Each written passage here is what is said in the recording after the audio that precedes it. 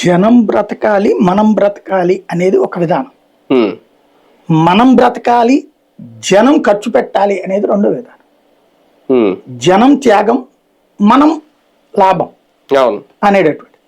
ఇక్కడ జనం త్యాగం మనం లాభం సిస్టంలోనే నడుస్తుంది. ఇప్పుడు అమరావతిలో ప్లాట్లు ఇచ్చినటువంటి వాళ్ళకి వాళ్ళు ఎకరాల కొద్దీ ఇచ్చారు. 3 ఎకరాలు ఇచ్చిన వాళ్ళు ఉన్నారు, 5 ఎకరాలు ఇచ్చిన వాళ్ళు, 10 ఎకరాలు ఇచ్చిన వాళ్ళు ఉన్నారు.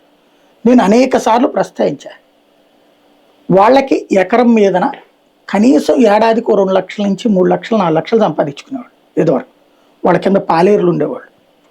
వ్యవసాయం పాడి పంట 2 అద్భుతంగా నడిచిన ప్రాంతం.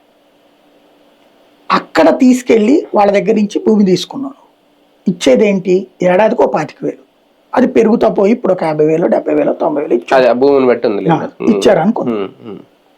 వాళ్ళు ఏడాది ఒక 5 ఎకరాలు ఉన్న ఆసామి 25 లక్షలు ఏడాదికి సంపాదించుకునే అతను 5 75,000, 1,25,000 తీసుకుని ఇది సంతృప్తి పడాలా, అది సంతృప్తి పడాలా? అదే కదా.